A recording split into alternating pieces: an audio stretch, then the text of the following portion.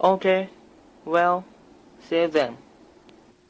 The earliest telephone was invented by Alexander Graham Bell in 1876. Bell worked as a speech physiology professor in Boston and studied phonetics in London and Edinburgh University. He saw that if variations of sound could be transferred into variations of electrical current, and also the current variation being converted back to that of sound, people could converse using the electric wire. This is an illustration of the telephone in those days. The telephone had a thin film, coils, and electric wire. First, a voice oscillates the thin film in the mouthpiece.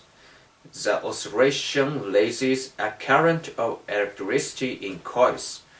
Next, this current induces magnetic forces in the coils of the receiver.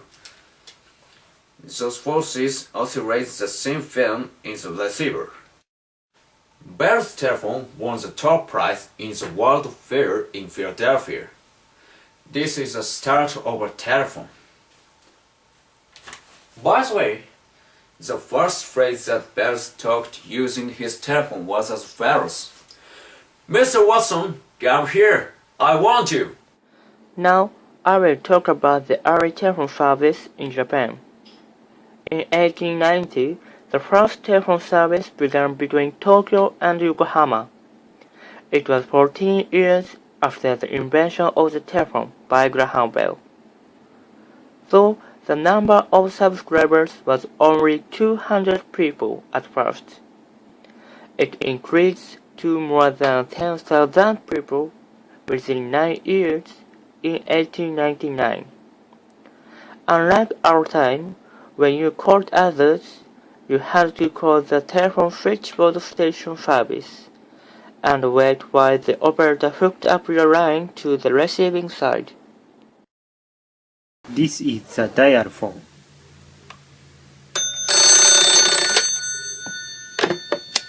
Let me show you how to use this. First, pick up the receiver.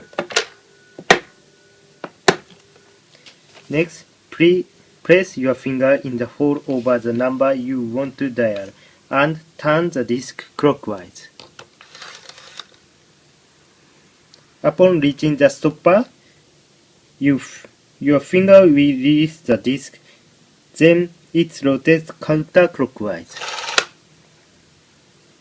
This action generates pulse for the number you wanted. Repeating this action for completing the telephone number. Hi, after the rotary phone, I will explain the touchtone phone.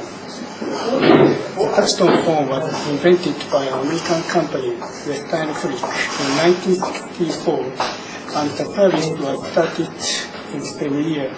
Even now, it is used at home and as public telephone. Compared with rotary phone, we can make a call by pressing the buttons.